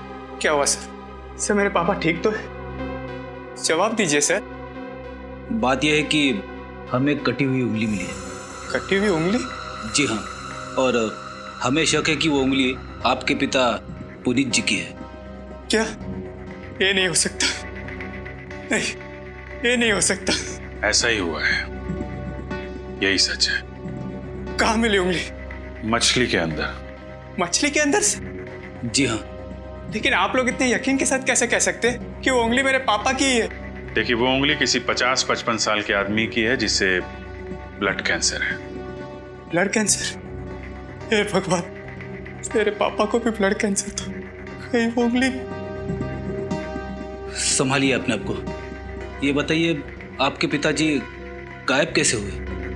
3 दिन पहले मेरे पापा फैक्ट्री में काम कर रहे थे तो उनके दोनों हाथ मशीन के अंदर आ गए और जब मैं उन्हें हॉस्पिटल लेकर गया तो। डॉक्टर हटिए, रास्ता दीजिए, मेरे पापा को बहुत दर्द हो रहा है, रास्ता दीजिए। कोई है? डॉक्टर को बुलाओ, डॉक्टर। एक डॉक्टर भी नहीं है मेरे पापा को देखने के लिए। घबराना मत पापा, मैं आपको कुछ नहीं होने दूंगा, ठीक है? Doctor, doctor, doctor, doctor, doctor, doctor साहब, डॉक्टर साहब, डॉक्टर साहब। अरे ऐसे कैसे अंदर घुसे आ रहे हैं आप? मेरे पापा की हालत बहुत खराब है। कहाँ है वो? बाहर स्ट्रेचर पे। आप प्लीज आइए मेरे साथ।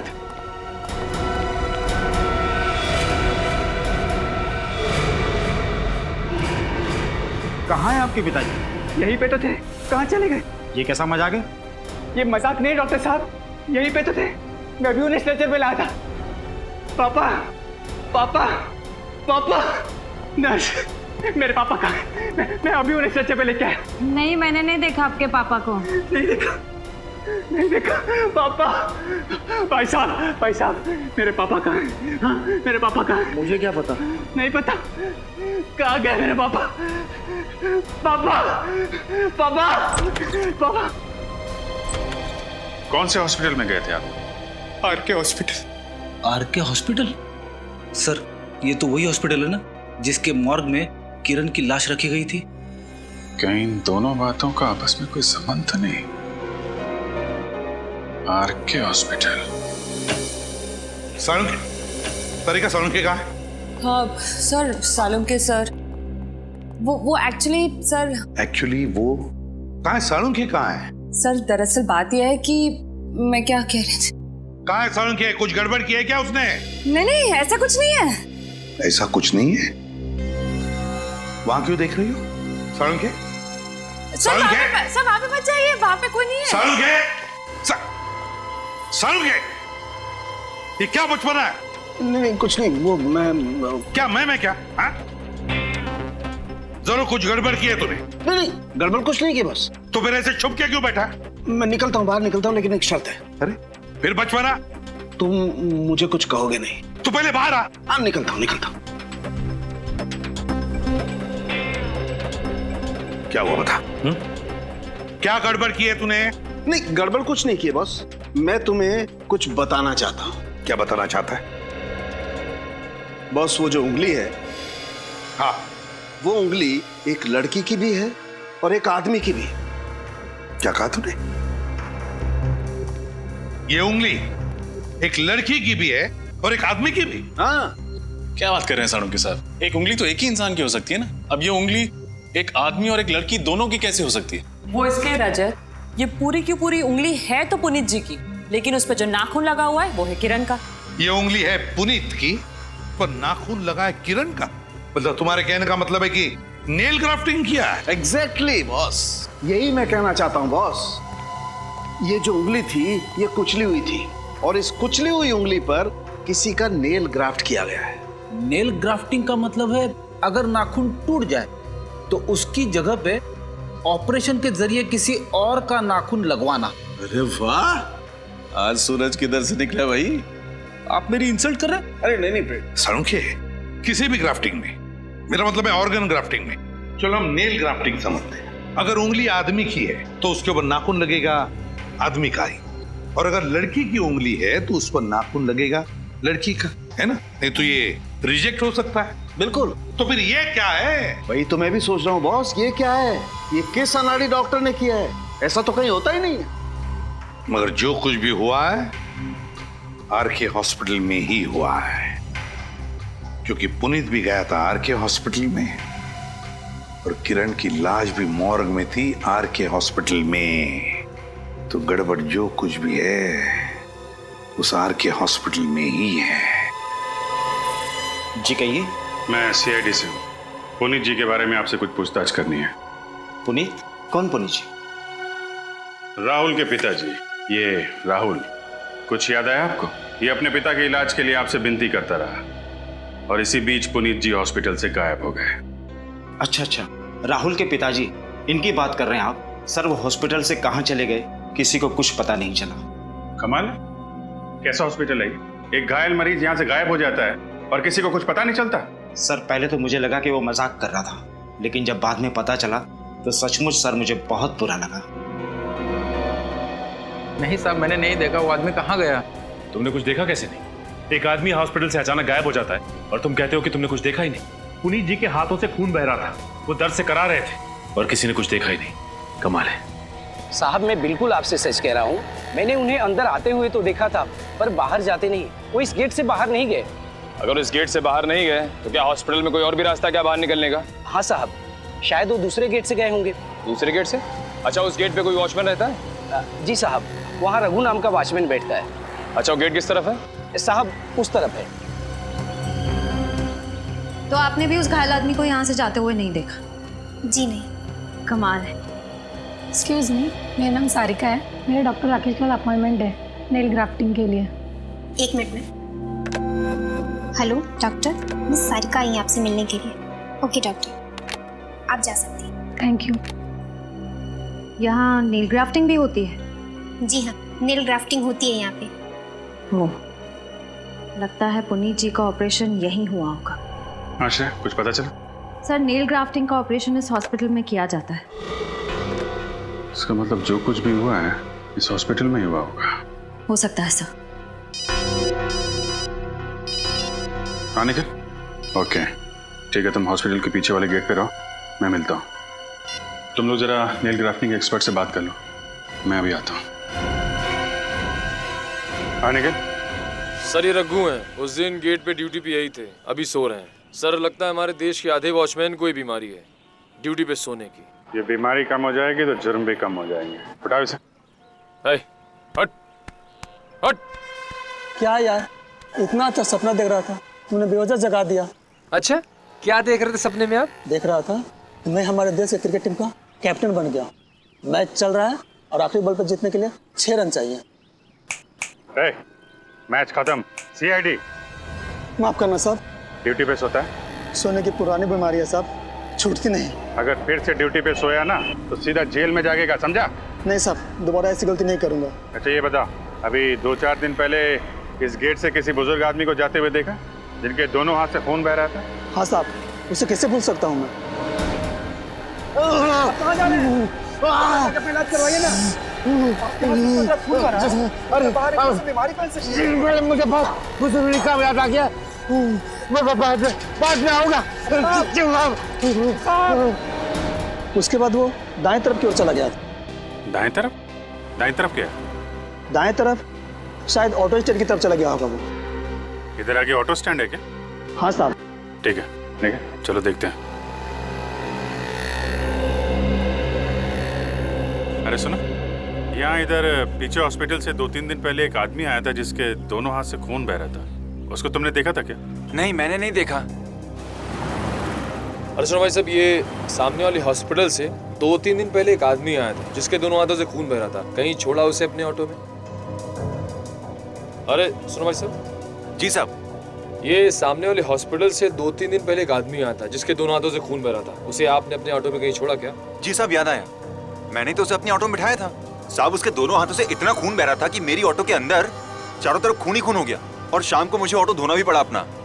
कहाँ छोड़ा? कहाँ था उस आदमी को तुमने? साहब याद आया, पुष्पा रोड के पीछे ना एक पुरानी झील है, वहाँ छोड़ा था उसको। सर, ऐसी हालत में एक आदमी इलाज कराने के बजाय पुरानी झील की तरफ क्यों जाएगा? ये बात तो है, जरूर कुछ ना कुछ होगा उस झील के पास में। अच्छा, जब उस आदमी को झील के पास छोड़ा था वहाँ पे कोई और आदमी भी था? नहीं साहब, वहाँ कोई नहीं था, बल्कि वो जगह ना एकदम सुनसान थी। मतलब जो कुछ भी हुआ है उस पुरानी झील के पास ही हुआ है।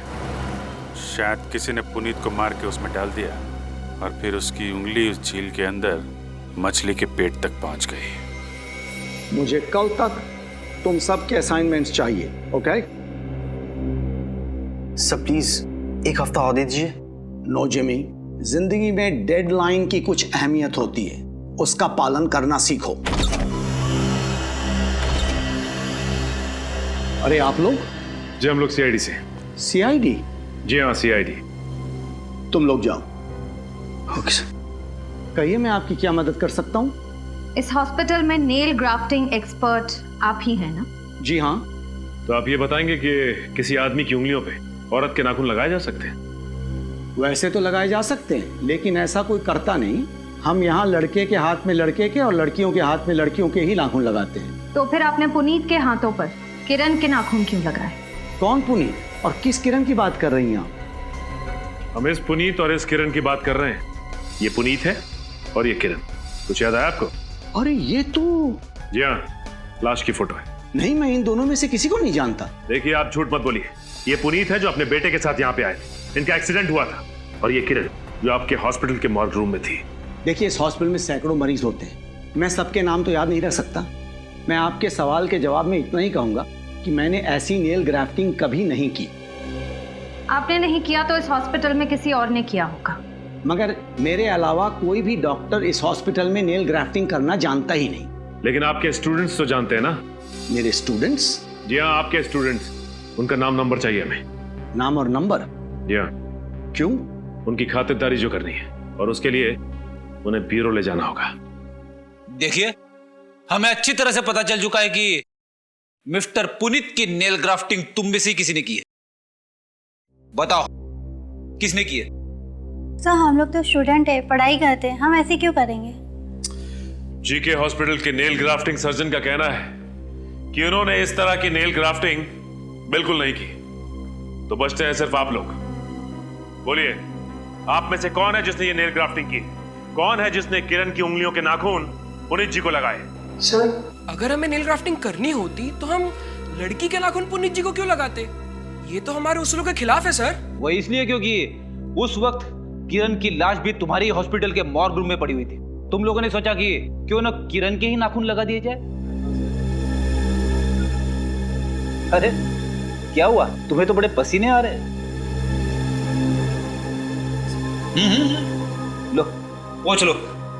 ऐसी तो कोई बात नहीं है। रेडी? इसे सिर्फ पसीना ही नहीं आ रहा है, इसके तो हाथ भी कांप रहे हैं। नाम क्या है तुम्हारा? जिमी। जिमी, कहीं ये नेल ग्राफ्टिंग तुम्ही ने तो नहीं की? नहीं सर। देखो जिमी, झूठ मत बोलो। झूठ बोलना भी एक अपराध है, समझे? सर माफ कर दो सर। गलती होगी। पुनीत अंकल की नील ग्राफ्टिंग मैंने ही की थी। जिमी तुम ऐसा कर भी कैसे सकते हो? मैं क्या करता, मैं मजबूर था।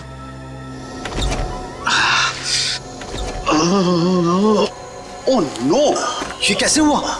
आपका तो बहुत खून बह रहा है। काम करते वक्त बेचारे का हाथ मशीन में आके बेटा उंगलियों के नाखून खराब हो गए। अंकल अगर नाखून खराब हो गए हैं तो हो सकता है नील ग्राफ्टिंग करानी पड़े। पर बेटा इसमें तो बहुत खर्च आएगा। देखो बेटे, ना तो इनकी इतनी हैसियत है और ना ही इनके बेटे राहुल की इतनी हैसियत जो लाखों रुपए के इलाज का खर्च उठा सके। देखिए अंकल, मैं 25-30 हजार तो दे सकता हूँ, लेकिन उससे ज्यादा नहीं बेटा, तुम गलत समझ रहे हो। हमें पैसे नहीं चाहिए। तुम्हें नेल ग्राफ्टिंग आती है ना? हाँ अंकल।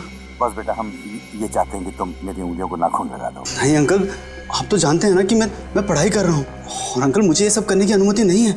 नहीं बेटा, हमें पूरा विश्वास है कि तुम ये कर सकते हो।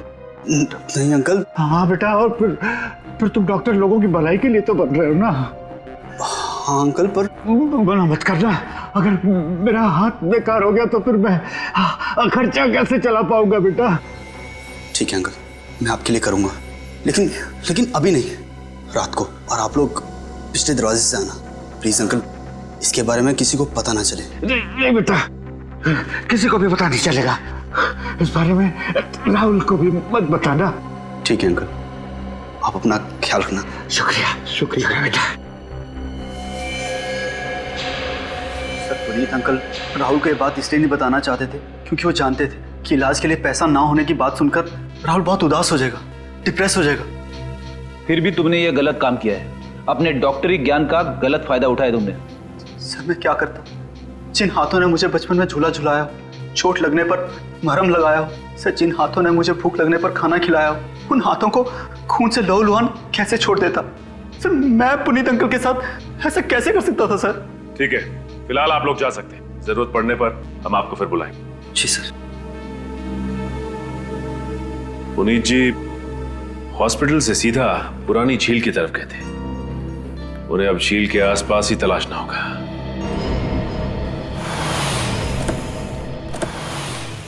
कुछ तो बोलिए सर। सर आप कुछ बोलेंगे नहीं तो मेरी कुछ समझ में नहीं आ रहा है सर। कहाँ आ गए सर? सर आप लोग ऐसे चुप रहेंगे तो प्लीज सर बताइए ना, हम लोग यहाँ पुरानी झील पे क्यों आए सर? क्योंकि पुनीत जी हॉस्पिटल से सीधे यहीं आए थे और हमें शक है कि... नहीं सर, आप प्लीज ये मत कहिएगा कि आपको शक है कि मेरे पापा की लाश इस झील में है। मेरे पापा जिंदा है सर। मेरा दिल कह रहा है कि उन्हें कुछ नहीं हो सकता, उन्हें कुछ नहीं हो सकता है सर। मैं भी यही उम्मीद करता हूँ। आप लोग तलाशी शुरू कीजिए।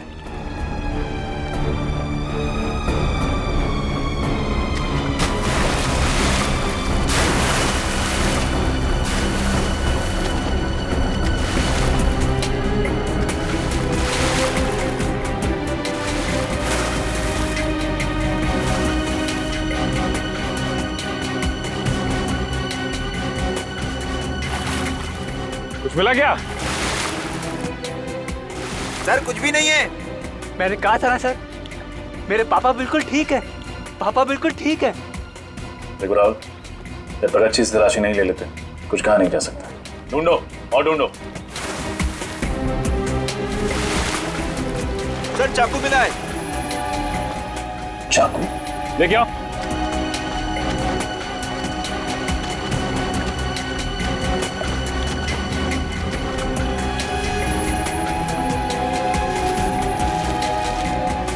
और अंदर जाके देखो।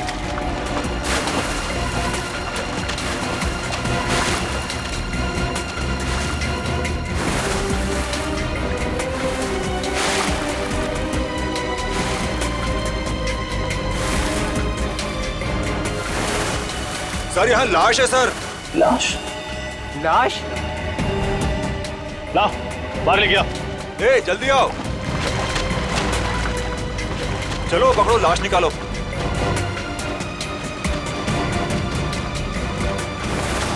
संभाल के संभाल के।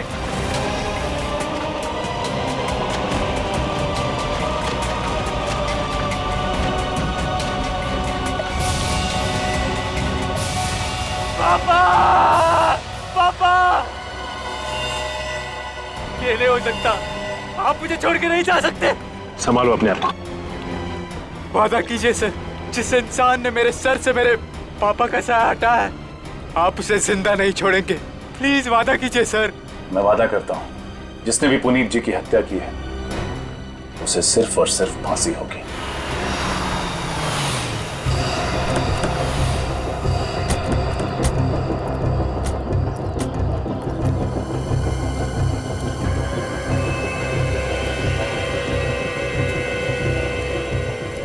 आप लोग साहब? हम लोग सीआईडी से हैं। यहाँ के मैनेजर या मालिक जो कोई भी है, जल्दी बुलाओ उन्हें। जी साहब।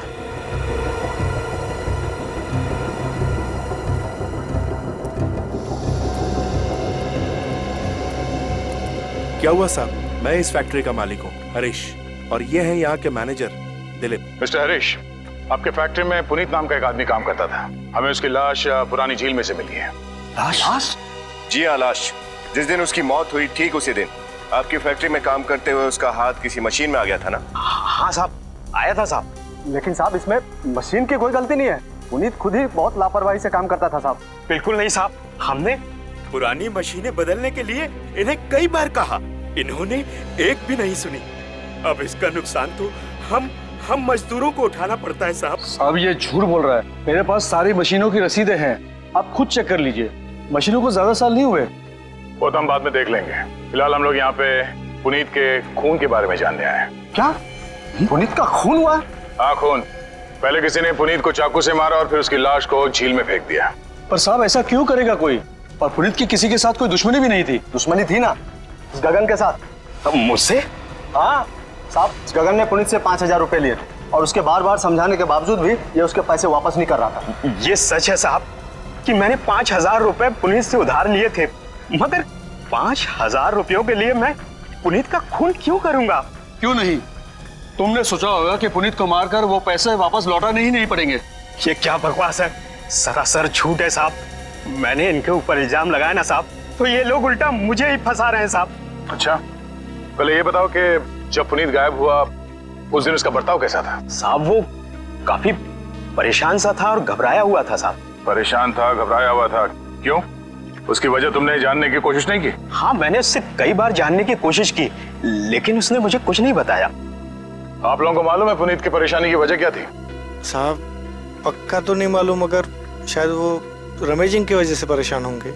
रमेश? कौन रमेश? वो साहब कोई नहीं साहब, कोई नहीं। देखो, अपने मालिक से डरने की कोई जरूरत नहीं है। जो भी बात है खोल के बोलो। साहब जिस दिन पुनीत जी गायब हुए थे उसके ठीक एक दिन पहले रमेश जी भी गायब हुए थे। रमेश गायब हो? ये रमेश यहाँ पे फैक्ट्री में काम करता था? जी साहब। आपने रमेश के गायब होने की रिपोर्ट नहीं लिखवाई पुलिस में? मैं लिखाने जा रहा था साहब, पर इन साहब ने मना कर दिया। साहब मैं घबरा गया था कि पुलिस के चक्कर में कहीं मेरी इस फैक्ट्री को ताला न लग जाए।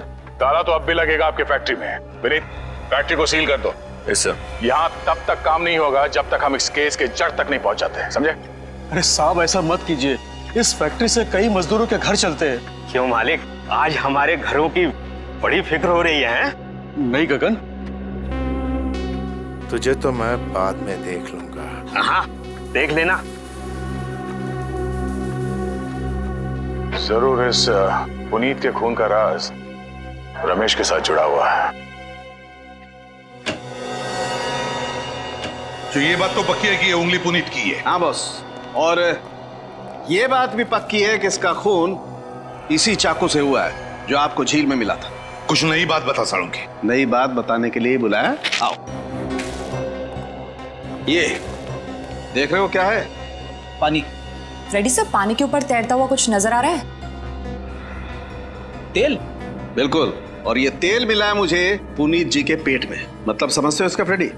समझ गए सालुंके साहब, झील की पानी में तेल था जो पुनीत के पेट में चला गया। नहीं फ्रेडी, ये तेल पहले से इनके पेट में था। सर, कहीं पुनीत ज्यादा तला हुआ खाना तो नहीं खाता था? नहीं फ्रेडी, तला हुआ खाना खाने से ये तेल पुनीत के पेट में नहीं आया है। ये तेल पुनीत को पिलाया गया है, जबरदस्ती पिलाया गया है। सर, पुनीत जी तेल की फैक्ट्री में काम करते थे ना, तो फिर वहीं कहीं। बिल्कुल सही रजत, बिल्कुल सही। पुनीत की मौत का राज वहीं पर छुपा हुआ है जहां पर ये काम कर रहा था, उसी ऑयल फैक्ट्री में। सर कहीं ये रमेश की लाश तो नहीं? साहब, जिस दिन पुनीत जी गायब हुए थे उसके ठीक एक दिन पहले रमेश जी भी गायब हुए थे। हो सकता है जिस बात का डर था वही हुआ। एक काम करो विनीत, इस ऑयल फैक्ट्री के मालिक और यहाँ के वर्कर्स, उन सबको यहाँ पे बुलाओ। Yes sir.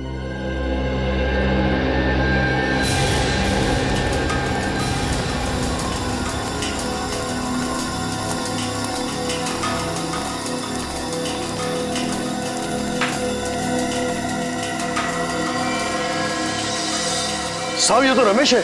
रमेश की लाश को यहाँ गाड़ रखा है और हम में से किसी को कुछ खबर नहीं। तो मिस्टर हरीश, क्या कहना है आपका? मैं क्या कहूँ सर, मुझे नहीं मालूम कि ये लाश यहाँ कैसे आ गई। लाश? इस लाश का नाम रमेश है। इसका नाम जरा इज्जत से लीजिए। आपकी तिजोरियां भरने में इसने भी खून पसीना बहाया है, समझे? सर इस रमेश को भी उसी तरह चाकू घोंप कर मारा गया है जिस तरह पुनीत को मारा था। इसका मतलब है दोनों का खूनी कोई एक ही है, और वो खूनी इस फैक्ट्री में से कोई है।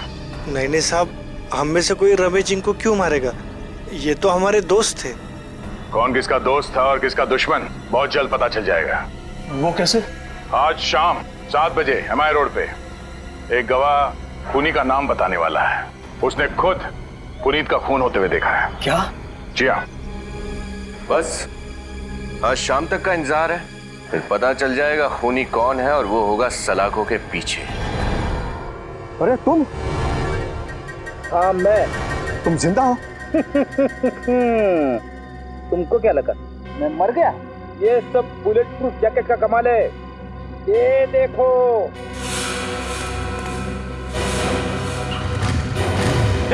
रुक जा!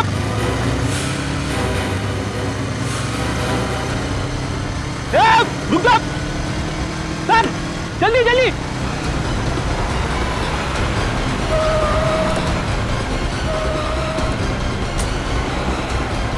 ये आदमी हाथ से छूटना नहीं चाहिए।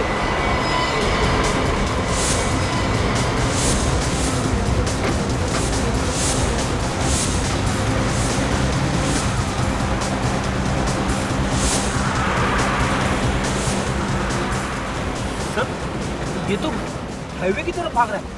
हाईवे तक पहुंचने से पहले ही पहुंच लेंगे गाड़ी।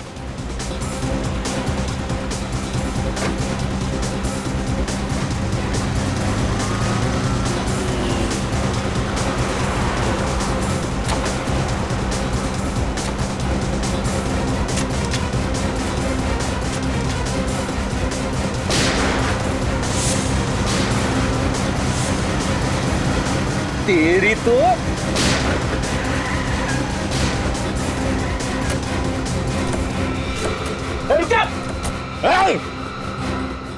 घूंघट तो उतार। ओह, तुम हो? क्या सोचा था CID से बच के भाग जाओगे? गलती हो गई साहब, माफ कर दीजिए मुझे साहब। दो खून हो गए साहब। चुप!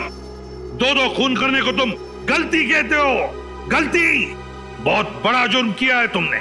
क्या करता साहब, और कोई रास्ता ही नहीं बचा था। अच्छा, और कोई रास्ता नहीं था? ऐसी भी क्या मजबूरी थी? क्या मजबूरी थी? सुनाओ। मैं साहब, रमेश के साथ मिलकर मैं फैक्ट्री से तेल चोरी करता था और फिर उसी तेल में मिलावट करके बाजार में ऊंचे दामों में बेचता था साहब। जिस थाली में खाते थे उसी थाली में छेद करते हुए शर्म नहीं आई तुम्हें? कभी कभी इंसान पैसे की लालच में अपने रास्ते से भटक जाता है साहब। मैं भी भटक गया था साहब, और शायद रमेश को अपनी गलती का एहसास हो गया था और वो मुझसे कहने लगा था कि बहुत जल्द ये सब बंद करना होगा। मेरी बात को समझ दिलीप, बेईमानी की घी की रोटियों में वो सुकून नहीं है जो ईमानदारी की रूखी सूखी रोटियों में सुकून है। हाँ। अच्छा बेटा, तेरा पेट भर गया तो अचानक से तेरे जमीर में ईमानदारी के दीपक जलने लगे। एक बात याद रख, ईमानदारी के दिए को गरीबी की हवा के झोंके पल भर में बुझा देते हैं। नहीं दिलीप, ऐसी कोई बात नहीं है। मैं अपने मालिक को और ज्यादा धोखा नहीं दे सकता, इसलिए आज से इस काले धंधे में तुम्हारा साथ नहीं दे सकता भाई। बस तू मत दे मेरा साथ, मैं ये काम अकेला भी कर सकता हूँ। नहीं, तुम ऐसा नहीं कर सकते हो। अगर तुम ऐसा करोगे तो मैं मालिक को सब कुछ बता दूंगा। तो ईमानदारी की चिंगारी इतनी भड़क चुकी है, तो आज मैं तुझे दिखाता हूं कि इस चिंगारी को मैं कैसे बुझाता हूं।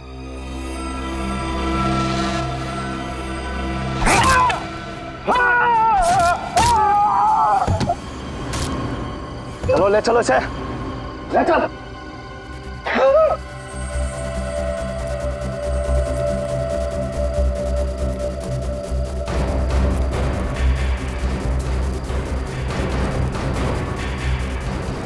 चलो चलो जल्दी चलो।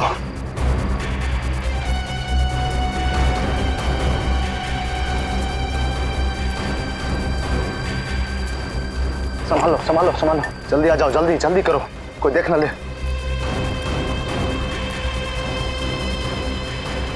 जल्दी खोलो, जल्दी करो, कोई देख लिया तो मुसीबत हो जाएगी। जल्दी करो, इधर से खोदो, खींचो इसे।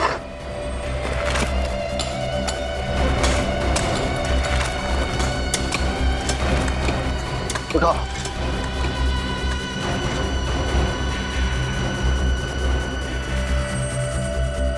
डाल दो, कोई देख लेगा तो मुसीबत हो जाएगी। मैंने देख भी लिया है और सुन भी लिया है। मैं रमेश की कुर्बानी हुई बर्बाद नहीं होने दूंगा। तुम लोग अपने आप को कानून के हवाले कर दो, वरना क्या कर लोगे? अगर तुमने अपना मुंह किसी के सामने खोला तो तुम्हें भी यहीं सुला दूंगा इसके साथ। मैं तुम लोगों से डरने वाला नहीं हूं। तुम लोग आज ही अपने आप को सीआईडी के हवाले कर दो, वरना मैं खुद सीआईडी को फोन लगाऊंगा। पुनीत, मैं तुम्हें मुंह मांगी कीमत दूंगा, सोच लो, वरना तुम्हारा भी एक बेटा है ना। जाओ, सोच समझ लो अच्छी तरह। रमेश का खून करते हुए पुनीत ने तुम्हें देख लिया तो तुमने पुनीत को भी मार डाला। पुनीत को मैंने उसकी जिंदगी बचाने का मौका दिया था। नोटों से मैंने उसका मुंह बंद करना चाहा था, लेकिन वो अपनी गरीबी में ही खुश था। पैसों की चमक से भी उसकी ईमानदार आंखें चौंधिया नहीं पाई साहब। क्योंकि सच्चा इंसान था वो, एक सच्चा इंसान जिसकी ईमानदारी तुम खरीद नहीं सके, और फिर इसलिए तुमने उसका हाथ मशीन में डाल दिया। हाँ साहब, लेकिन वो खुश नसीब था कि उस समय बच गया।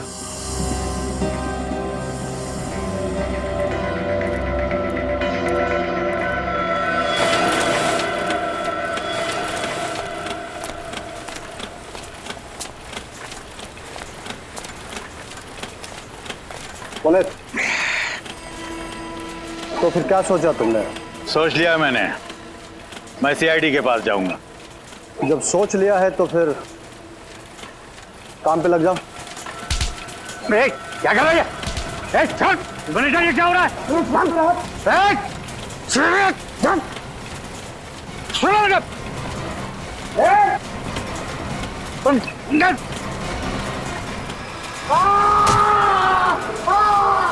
चलो चलो चलो, भागो, छोड़ दो, भागो भागो भागो।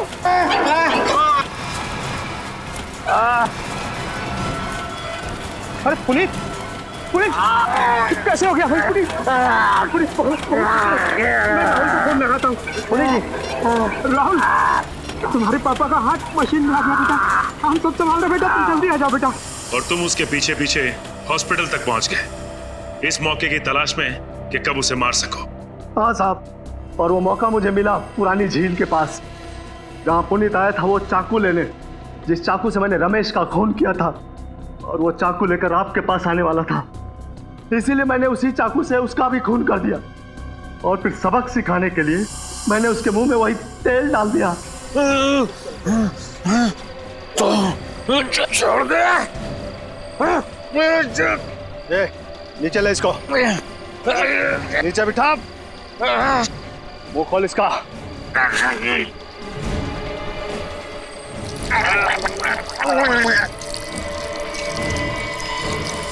और उसी तेल ने तुम्हें पकड़वा दिया। तुम्हारे जुर्म की पूरी दास्तां कह दी उस तेल ने। अब सरते बैठना जेल की सलाखों के पीछे, फांसी का ऑर्डर आने तक हिसाब लगाते बैठना कि कहीं ये बेईमानी का तेल तुम्हें महंगा तो नहीं पड़ा। सीआईडी के और भी मजेदार और सस्पेंस से जुड़े एपिसोड्स को देखने के लिए हमारे चैनल को सब्सक्राइब करें और बेल आइकॉन दबाना ना भूलें।